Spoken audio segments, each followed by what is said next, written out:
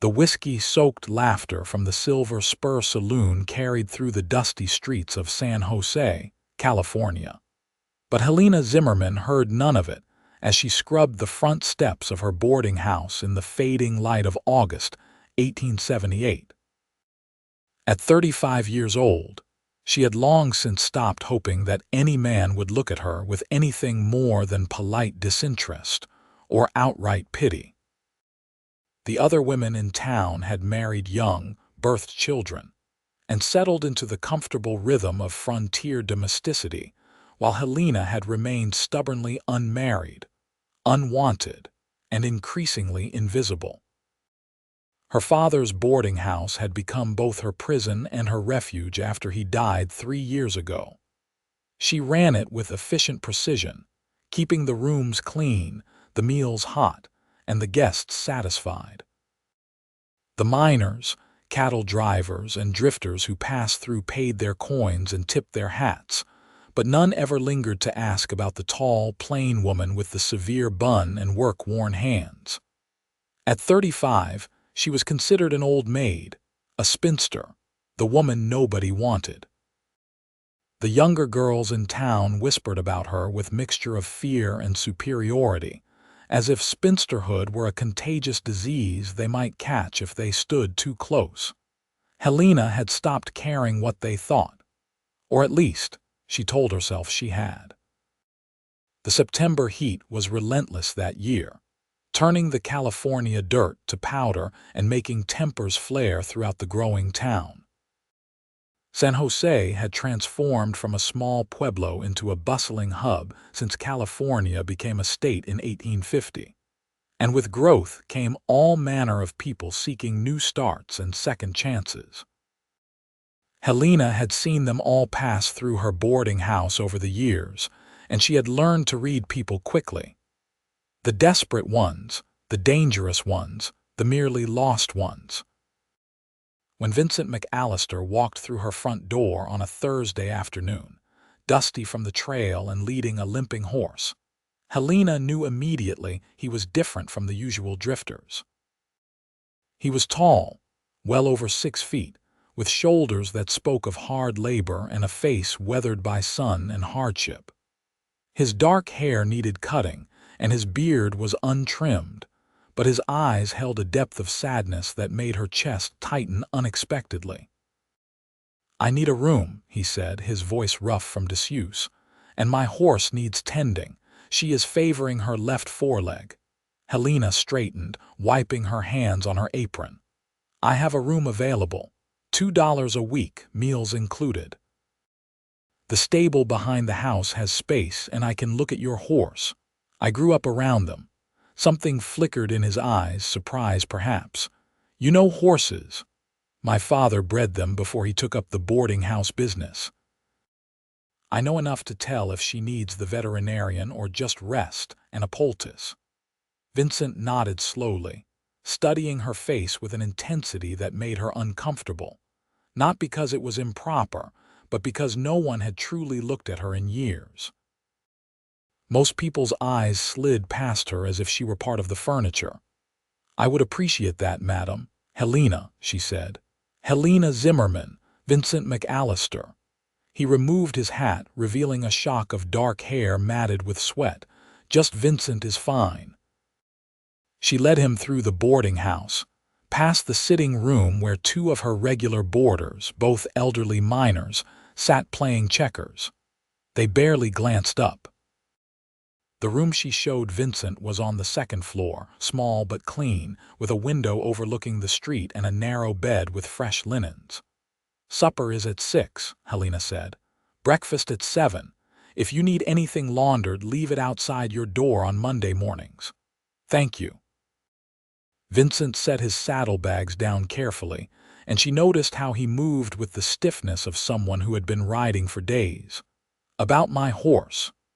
I will look at her now." In the stable, Helena found Vincent's mare, a beautiful chestnut with intelligent eyes and a definitely painful-looking stance. The horse nickered softly as Helena approached, and she spoke in low, soothing tones as she ran her hands down the injured leg. Vincent stood nearby, watching with those same intense eyes. "No break," Helena said finally. "Just a bad bruise, likely from a stone. She needs rest, cold compresses for the swelling, and a week of easy movement. No riding." "A week?" Vincent's face tightened. "I was hoping to move on sooner." "Then your horse will go permanently lame and you will be walking." Helena straightened, meeting his gaze directly. "Is there somewhere you need to be so urgently?" For a long moment Vincent said nothing. Then his shoulders sagged slightly. "No, nowhere urgent, nowhere at all, really." There was such profound loneliness in those words that Helena felt something crack in the careful walls she had built around her heart. She recognized that loneliness because she lived with it every day. "Then stay the week," she said quietly. "Let your horse heal.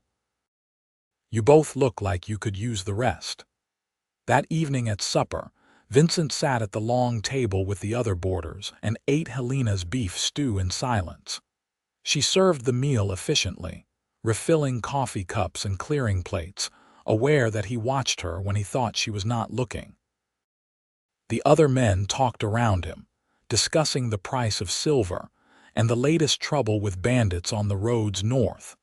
But Vincent contributed nothing to the conversation. After the dishes were washed and put away, Helena found him on the front porch, sitting on the steps and staring out at the darkening street. She should have gone inside, should have maintained the proper distance between proprietor and guest, but instead she found herself sitting down beside him, leaving a respectable space between them. "You are not much for conversation," she observed. "Got out of the habit, I suppose." Vincent's voice was low.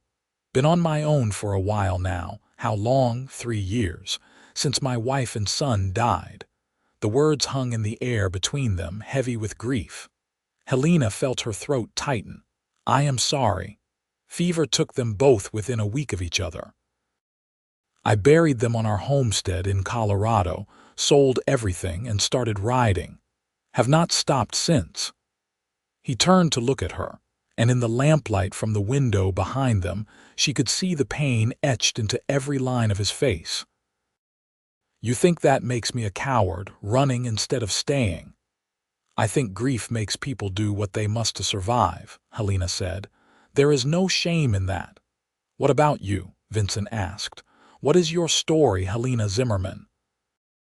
She almost deflected, almost gave him the polite non-answer she had perfected over the years, but something in his honesty called for honesty in return.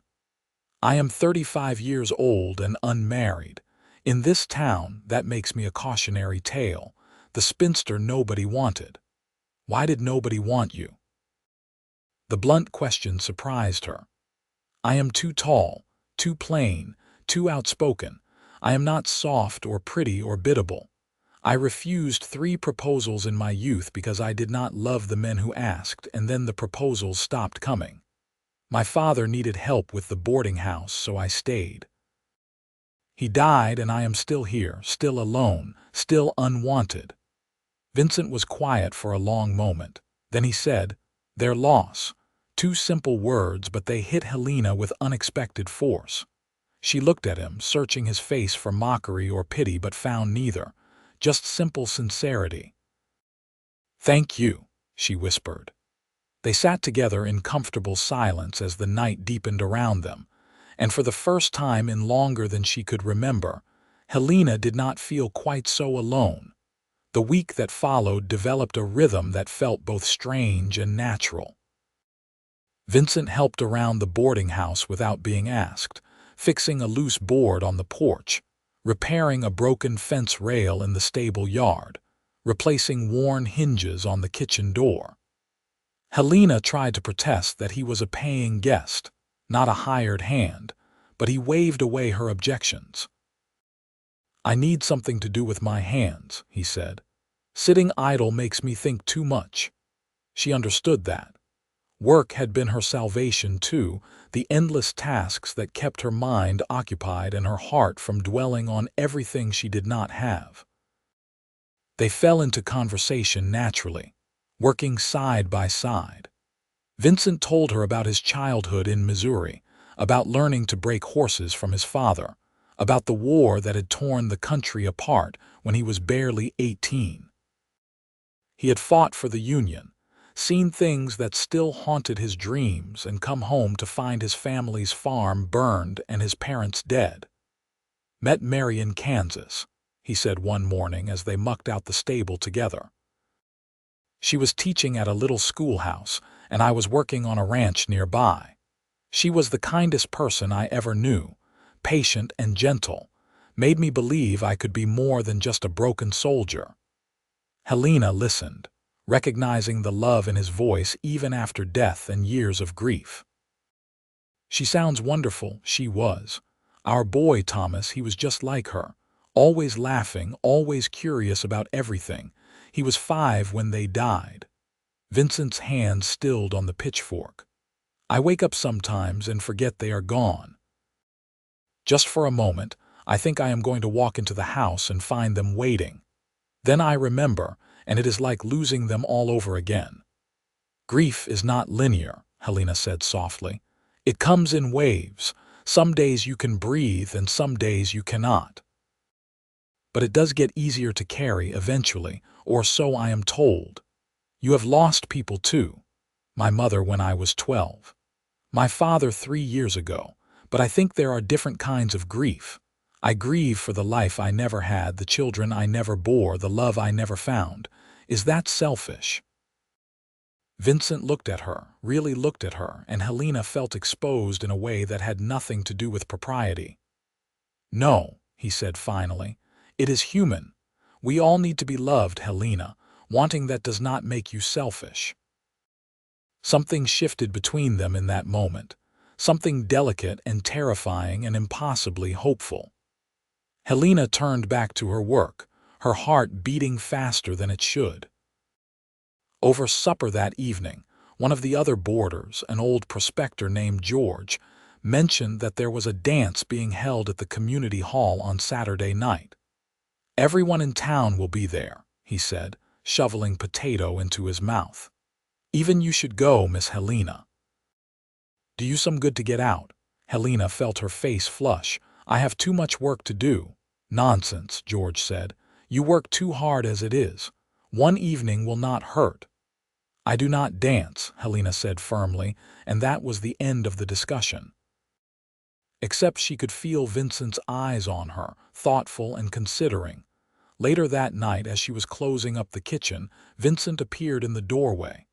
"Come with me to the dance," he said without preamble. Helena nearly dropped the dish she was drying. "What? The dance on Saturday?" "Come with me." "Vincent, I cannot, I am not." She struggled for words. "I have not been to a dance in 15 years. Nobody wants to see an old spinster trying to pretend she belongs. I want to see you there." He stepped into the kitchen, his presence filling the small space. "Helena, I know we have only known each other a week, but you have shown me more kindness than anyone has in 3 years. Let me return the favor. Come to the dance with me, please." She wanted to say no. Every instinct of self-preservation screamed at her to refuse, to protect herself from the inevitable disappointment and humiliation. But when she looked into Vincent's eyes, she saw no pity or charity, just genuine desire for her company. "I do not have anything suitable to wear," she said weakly. "Wear what you always wear. You look fine to me, Vincent." "One dance, Helena, just one. If you hate it, we will leave, but give yourself this, give us this, us." The word hung between them, weighted with possibility. Helena drew a shaky breath. "One dance." His smile transformed his entire face, and for the first time she saw what he must have looked like before grief carved lines into his features. "One dance," he agreed. Saturday arrived too quickly.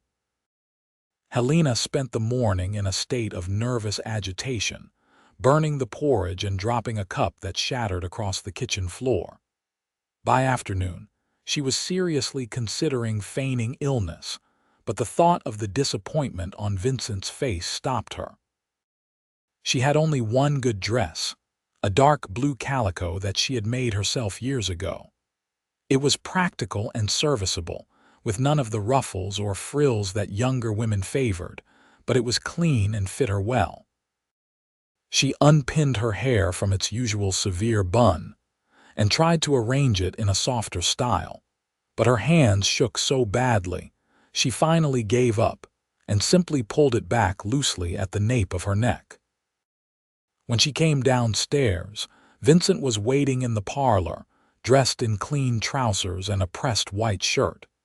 He had trimmed his beard and combed his hair, and Helena felt her breath catch at the sight of him. He was handsome, she realized. Not in a polished, refined way, but in the rugged, honest way of a man who had lived hard and survived. "You look beautiful," he said, and the sincerity in his voice made her eyes sting with unexpected tears. "I look the same as always." "Then you always look beautiful." He offered his arm.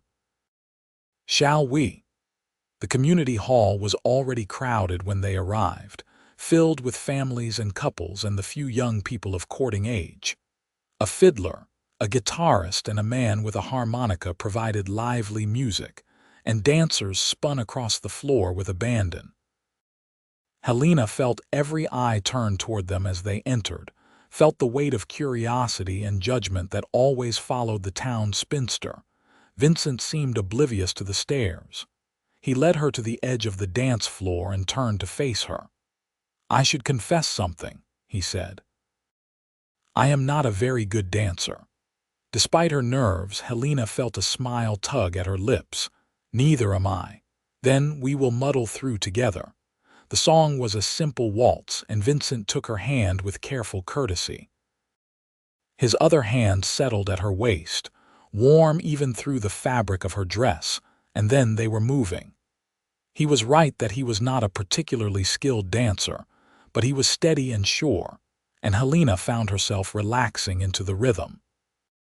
They moved among the other couples, and for a few precious minutes, Helena forgot about the watching eyes and the whispered comments.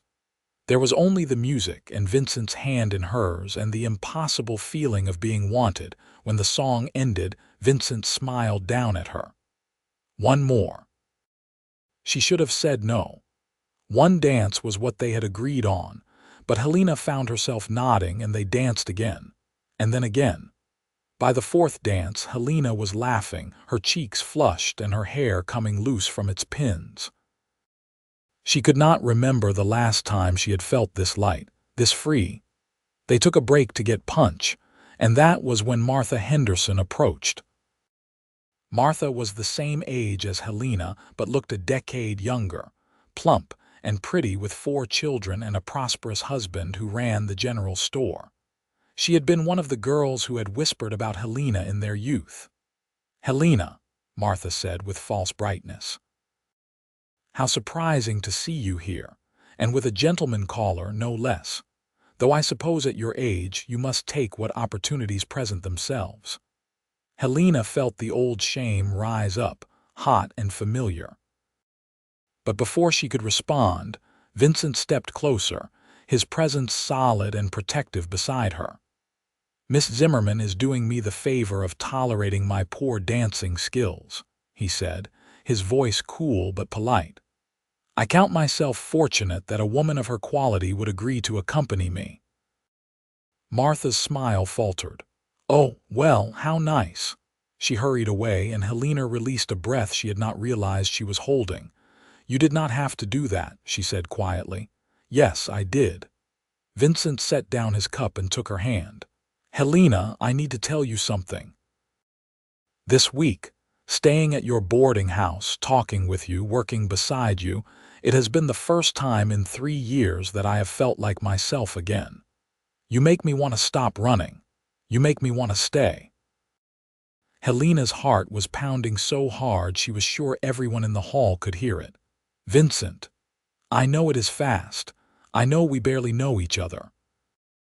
But I also know that you are the kindest, strongest, most genuine person I have met, and when I look at you, I do not see a spinster or an old maid. I see a beautiful woman who deserves to be loved." He squeezed her hand gently. I would like the chance to love you, Helena, if you will let me."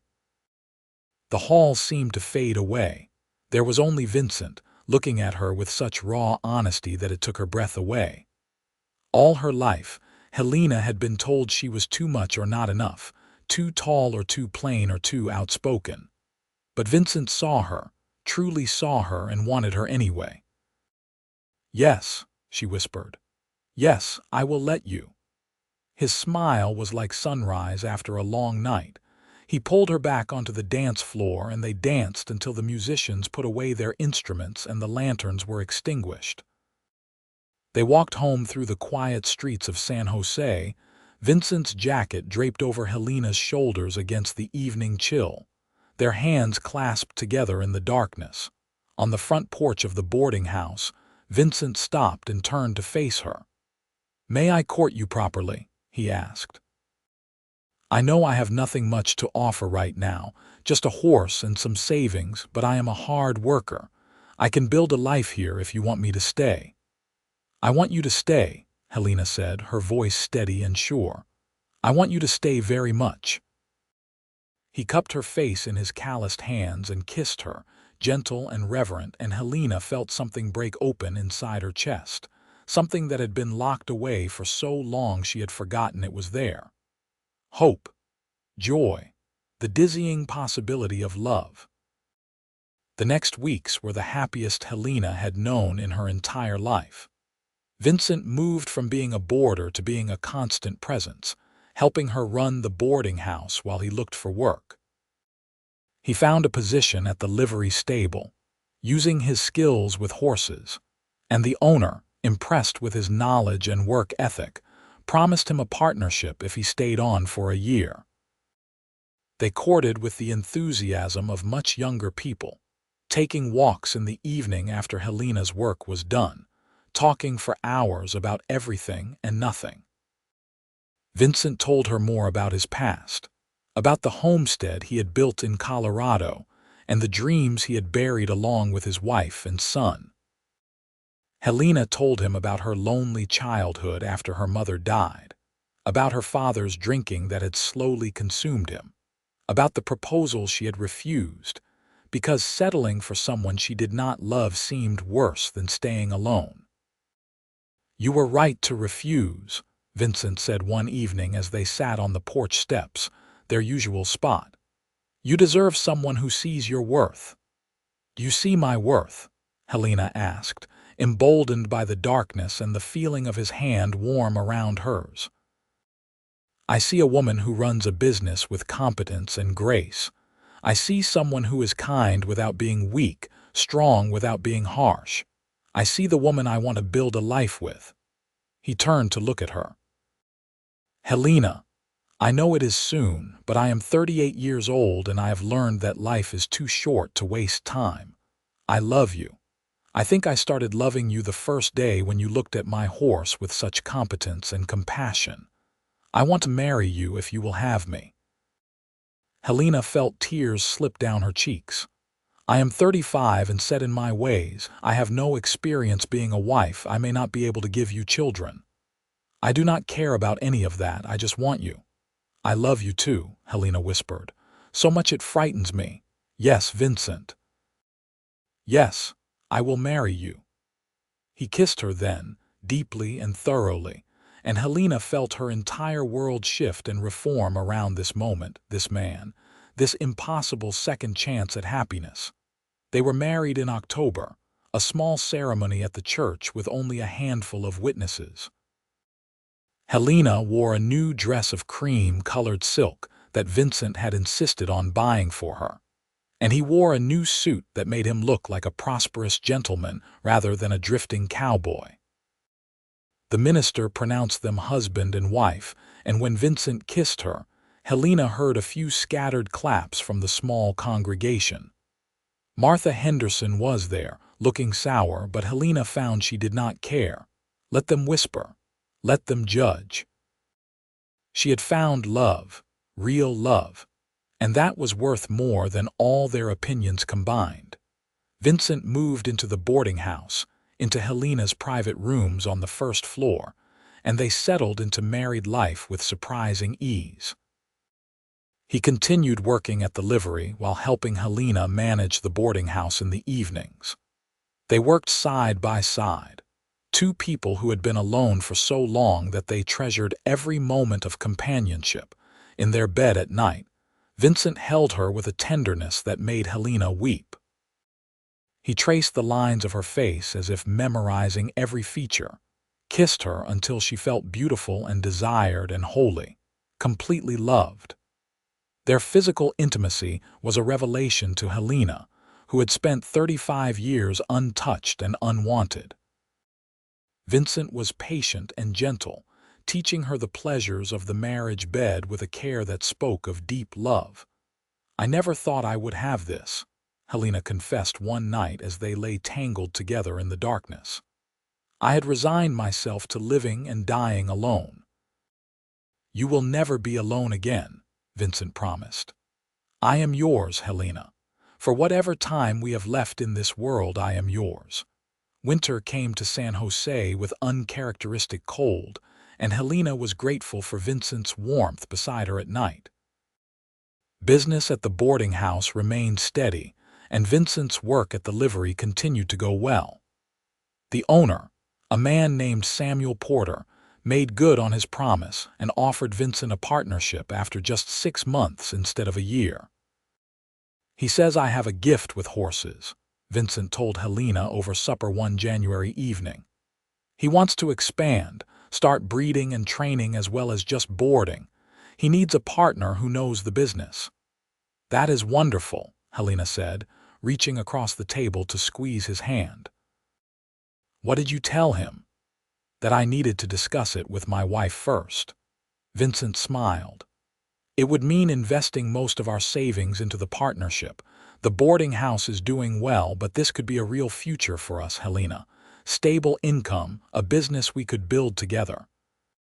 "Then we should do it," Helena said without hesitation. "I trust you, Vincent. I trust your judgment and your skills. If you think this is the right opportunity, then I support you completely."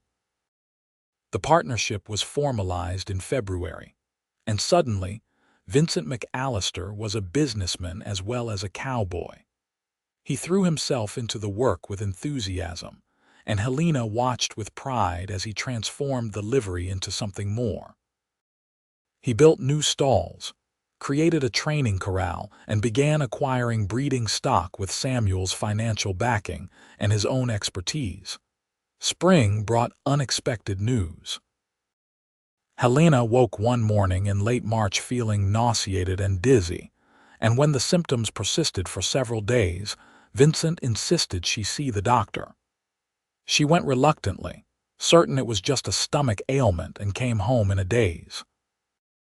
Vincent was in the kitchen fixing the stove when she returned. He looked up, his face immediately concerned. "What did the doctor say?" "I am pregnant." The words felt strange in her mouth, impossible. "The doctor says I am about 3 months along. I did not even realize, I thought. At my age, I thought it was unlikely, impossible even." Vincent crossed the kitchen in 3 strides and pulled her into his arms. "A baby," he said, his voice thick with emotion. "Helena, we are going to have a baby." She pulled back to look at his face, searching for any sign of reluctance or fear. They had talked about children, but always in the abstract, the understanding that it might not happen given her age. But Vincent looked overjoyed, his eyes bright with tears. "Are you happy?" she asked, needing to hear it. "Happy, Helena, I am beyond happy. I never thought I would get this chance again to be a father, and with you, the woman I love more than anything." He kissed her forehead, her cheeks, her lips. "This is a gift. You are a gift." The pregnancy was difficult. Helena's age made everything harder, the nausea more severe, the fatigue more overwhelming. She tried to keep up with the boarding house work, but Vincent and even their regular boarders insisted she rest more. Vincent hired a local girl, Annie Roberts, to help with the cooking and cleaning, and he took over more of the daily operations himself. "I feel useless," Helena complained one afternoon as she sat in the kitchen, snapping beans while Annie scrubbed the floors. "You are growing a human being," Vincent said, pressing a kiss to the top of her head as he passed through with an armload of firewood. "That is the opposite of useless." By summer, Helena's pregnancy was obvious, and the town gossips had a field day. The spinster who nobody wanted, pregnant at 36 with her new husband's child. Helena caught the whispers and knowing looks, the calculations of how far along she was versus when they had married. Let them talk, she thought. She had Vincent, and she had their child growing inside her, and that was more than she had ever dared to dream. August brought scorching heat and Helena's increasing discomfort. She was huge, her belly enormous, and the baby seemed to kick constantly. The doctor warned that the birth would be risky given her age, and Vincent became increasingly protective, barely letting her move without his supervision. "I am pregnant, not an invalid," Helena protested, but secretly she was grateful for his care. She was terrified, though she tried not to show it. So many things could go wrong. She could die in childbirth. The baby could die. She could lose everything just when she had finally found happiness. Vincent seemed to sense her fear. One evening in early September, less than a week before the baby was due, he took her hands and made her look at him. "Whatever happens," he said, "we face it together. I love you, Helena. Nothing is going to change that, not even death." "Do not talk about death," she whispered. "Then let us talk about life, our baby. Have you thought about names?" They had discussed it before, but always vaguely, as if naming the child might jinx it. Now Helena let herself really think about it. "If it is a girl, I would like to name her Mary, after your first wife." Vincent's eyes filled with tears. "Helena, she gave you your first child, your son. She loved you and you loved her. That is nothing to be ashamed of or hide from. I am not jealous of what you had with her because it made you the man you are, the man I love. If our daughter can have even a fraction of Mary's kindness, she will be a remarkable person. And if it is a boy," Vincent managed, "then he should be named after you, Vincent Jr., though we will probably call him Vince to avoid confusion." Vincent pulled her close as her enormous belly would allow, and held her while he wept. "I do not deserve you," he said. "We deserve each other," Helena corrected. "We both suffered enough to earn this happiness." The baby came on September 9th after 18 hours of brutal labor. Vincent paced outside the bedroom while the doctor and a midwife attended Helena, listening to her screams and feeling utterly helpless. At one point, he heard the doctor say something in a low, urgent voice, and Vincent nearly broke down the door. But then, just as the sun was setting, he heard a new sound. A baby's cry, thin and reedy but strong. The midwife emerged a few minutes later, smiling. "You have a son, Mr. McAllister, a healthy boy. And my wife, she is tired but well. Go see them." Vincent entered the bedroom on shaking legs. Helena lay propped against pillows, her hair soaked with sweat and her face pale with exhaustion, but she was smiling. And in her arms, wrapped in a soft blanket, was the smallest, most perfect human being Vincent had ever seen. "Meet Vincent Jr.," Helena said, her voice hoarse. "Though I think I will call him Vince. He seems like a Vince to me." Vincent sat carefully on the edge of the bed and looked down at his son. The baby had a shock of dark hair and tiny, perfect features. As Vincent watched, the baby opened his eyes, revealing a deep blue that would probably change color in time. "He is beautiful," Vincent whispered. "You are amazing, Helena. Thank you. Thank you for this gift, for this second chance." "Thank you for finding me," Helena said, leaning her head against his shoulder. "Thank you for wanting the spinster nobody else wanted." "You were never unwanted," Vincent said fiercely. "You were just waiting for the right person, like I was waiting for you." Baby Vince began to fuss, and Helena adjusted him to nurse, her movements awkward at first but growing more confident. Vincent watched his new family with a sense of profound peace. He had lost so much in his life, had wandered for so long thinking he would never find home again. But here it was. Home was this woman, this child, this little boarding house in San Jose, California. The next months were a blur of sleepless nights and overwhelming love. Baby Vince was a good baby overall, healthy and growing rapidly, but he still needed constant attention.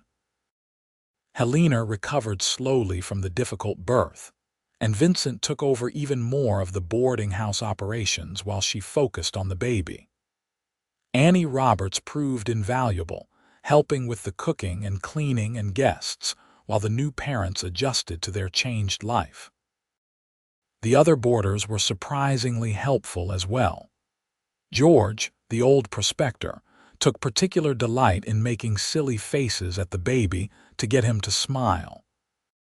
Even Martha Henderson, when she stopped by the general store delivery one day, had to admit that baby Vince was a beautiful child, though Helena could see the admission cost her some pride.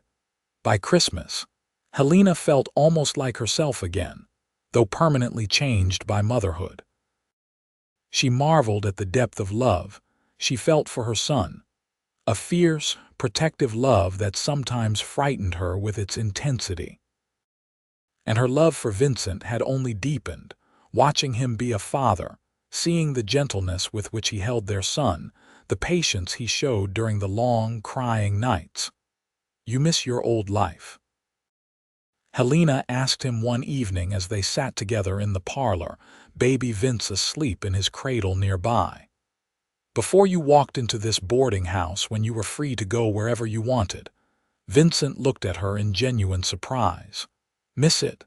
Helena, I was not free. I was running, which is different. I was drowning in grief and guilt, and I probably would have ridden myself to death if I had not stopped here. You saved me. This life, our life, is the first real life I have had since Mary and Thomas died." He reached for her hand. "I have not told you this, but I think they would have liked you. Mary would have appreciated your strength, and Thomas would have pestered you with 1,000 questions about horses." "I wish I could have known them," Helena said honestly. "In some ways you do. They shaped who I am, and you love who I am, so you carry them with you too."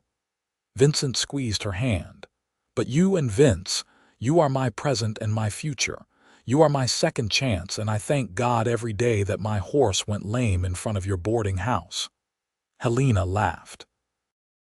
"That seems like a strange thing to thank God for.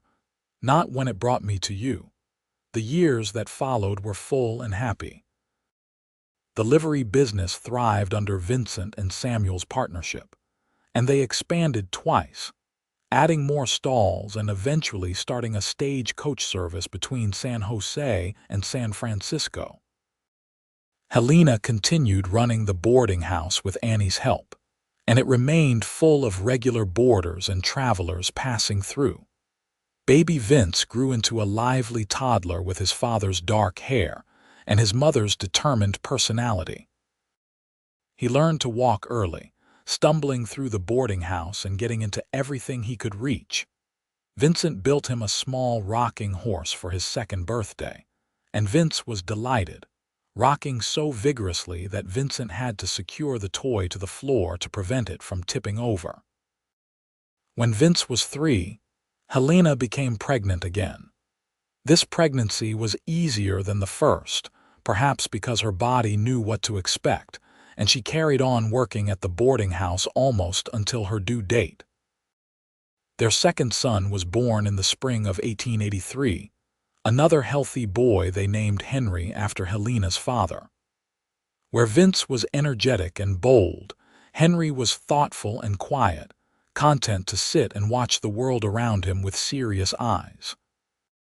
"2 boys," Vincent said one night, holding infant Henry while Vince slept sprawled across his parents' bed.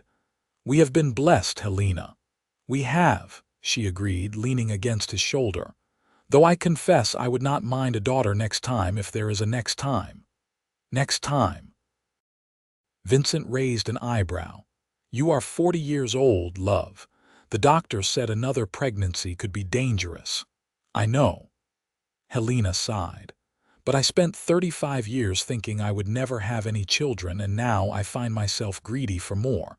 I want a house full. I want the noise and chaos I always thought I would never have. Then we will see what God has in store for us, Vincent said, kissing her temple. But no more risks. I need you healthy and whole, Helena McAllister. Our boys need their mother. As it turned out, there was one more baby in their future. Helena became pregnant again when Henry was 2, and this time, after another difficult labor in the fall of 1885, she gave birth to a daughter. They named her Mary Grace, and she had her namesake's gentle temperament and her mother's height, apparent even as an infant. There is your daughter, Vincent said, placing the baby in Helena's arms. Our family is complete, and it was. 3 healthy children, a thriving business, a marriage built on genuine love and mutual respect. Helena, who had been the spinster nobody wanted, now had everything she had ever dreamed of and more. She was 42 years old, and she had never been happier. The children grew. Vince turned out to have his father's gift with horses and started helping at the livery as soon as he was big enough to hold a brush. Henry was bookish and quiet, preferring to read in corners rather than play rough games with his brother. Little Mary was the household darling, charming everyone with her sweet nature and quick smile. Helena and Vincent grew older together, silver threading through their hair, lines deepening around their eyes and mouths. But they still held hands when they walked, still kissed each other good morning and good night, still looked at each other with the wonder of people who had found love when they least expected it. On their 10th wedding anniversary, Vincent took Helena back to the community hall where they had danced that first time. The building had been expanded and improved over the years, but the memories remained. They danced together while their children watched from the sidelines, Vince rolling his eyes at his parents' affection, Henry smiling gently, Mary clapping her hands in delight. 10 years, Helena said as they swayed together. A decade since the lonely cowboy walked into my boarding house. A decade since I found home, Vincent corrected. Helena, you took a broken man and gave him a reason to live again. You took the spinster nobody wanted and showed everyone what fools they were to overlook you. I love you more today than I did when I married you, and I will love you more tomorrow than I do today. You have given me a life I never dreamed I could have, Helena said, tears sliding down her cheeks. Children, love, purpose. Everything I wanted and was told I could never have because I was too old, too plain, too stubborn. But you saw me, Vincent. You truly saw me. I see you, Vincent agreed. I see my beautiful, strong, remarkable wife, the mother of my children, my partner in everything, the love of my life. He kissed her there on the dance floor in front of the whole town, and Helena heard a few scandalized gasps at the public display. But she did not care. Let them gasp. Let them gossip. She had earned this happiness, and she would not hide it. They left the dance early, collected their children from where they were playing with other youngsters, and walked home through the streets of San Jose. The town had grown so much since that day in 1878 when Vincent had first arrived. Electric lights were being installed on some streets, and talk of a railroad extension was constant. The wild frontier days were fading into prosperous settlement, and Helena found she did not miss the roughness. She had found her own wildness in the love of a lonely cowboy, in the courage to believe she deserved happiness, even when everyone told her she was too old, too late. At home, they tucked the children into bed, listening to Vince's excited chatter about a new foal at the livery, Henry's quiet questions about the stars he could see through the window, Mary's sleepy request for one more story. When all three were finally asleep, Helena and Vincent retreated to their own room, to the bed they had shared for a decade, to the privacy where they could be simply Helena and Vincent, not mother and father, not business owners, not upstanding citizens of San Jose. Just two people who had found each other when they both needed saving. "You remember what you said that first night?" Helena asked as they lay tangled together in the darkness. "About being nowhere to go, I remember. You found somewhere. You found here. You found us." "I found you," Vincent corrected. "Everything else came from that. You are my home, Helena. You always will be." The years continued to pass. The children grew into young adults with dreams of their own. Vince took over more and more of the livery business, eventually becoming a full partner alongside his father. Henry surprised everyone by deciding to become a teacher, attending normal school in San Francisco and returning to San Jose to teach at the expanding local school. Mary showed an unexpected talent for business, helping her mother run the boarding house with sharp efficiency. Helena and Vincent grew older still, their children having children of their own, the cycle of life continuing. They sold the boarding house when Helena was 55, both of them ready to retire from the constant demands of running a business. They bought a small house on the outskirts of town, with a garden where Helena could grow vegetables and flowers, and a barn where Vincent kept a few horses. He was too stubborn to stop training. On warm evenings, they would sit on the porch of their little house, holding hands and watching the sun set over the California hills.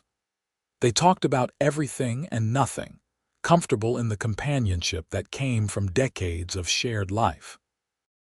Sometimes their children and grandchildren would visit, filling the house with noise and laughter, and Helena would marvel at the family she had created from nothing but faith and love. "You have any regrets?" Vincent asked her one evening when she was 62 and he was 65. His health had been declining slowly, nothing serious but the inevitable weakening of age. "About the life you lived." Helena thought about it carefully. "I regret the years I spent believing I was unworthy of love," she said finally. "All those years I thought being unwanted was a reflection of my value rather than other people's blindness. But I do not regret the path that led me to you.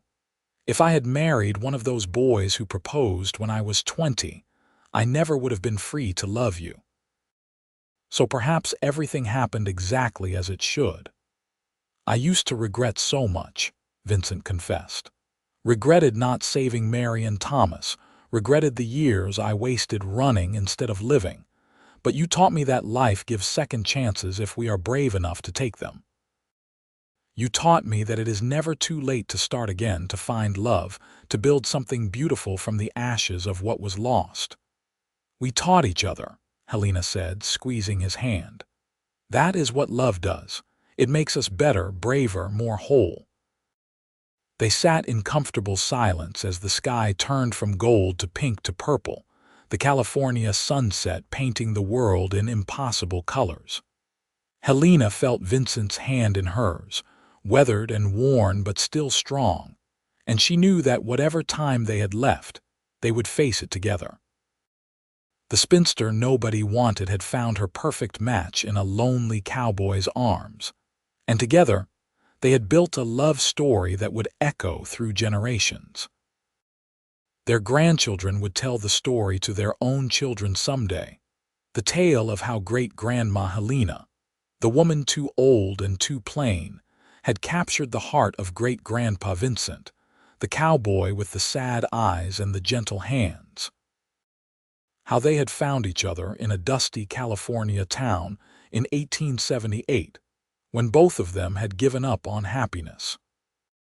How they had proven that love has no expiration date, that it is never too late to start over, and that sometimes the best things in life come to those who wait, who endure, who refuse to give up even when everyone tells them they should. As the last light faded from the sky, Vincent turned to Helena and said, "Thank you for that first dance." "Thank you for asking," Helena replied.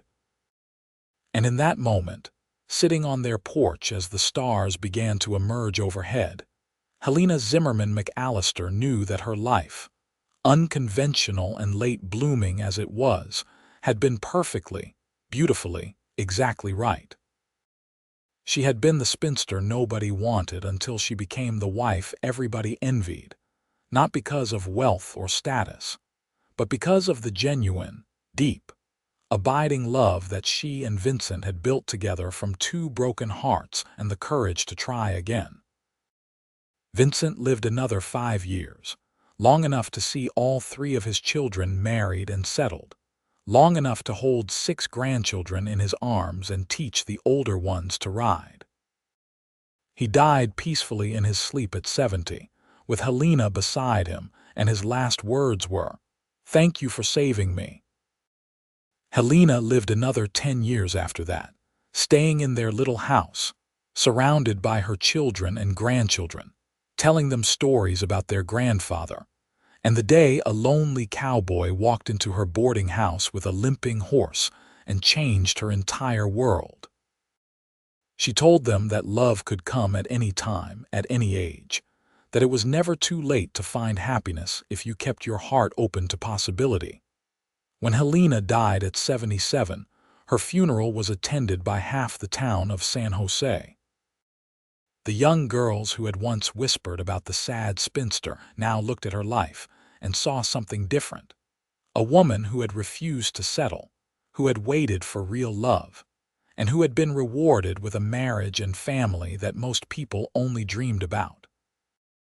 They buried her next to Vincent in the small cemetery on the hill overlooking San Jose, and on her headstone, her children inscribed simply, "Helena Zimmerman McAllister, beloved wife, mother, and grandmother. She taught us that love is worth waiting for."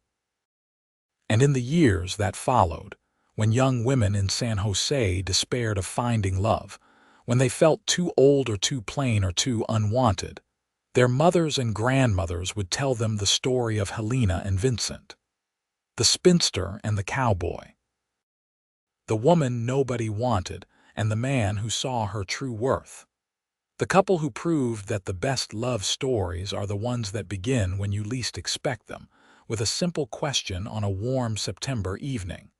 "Would you like to dance?"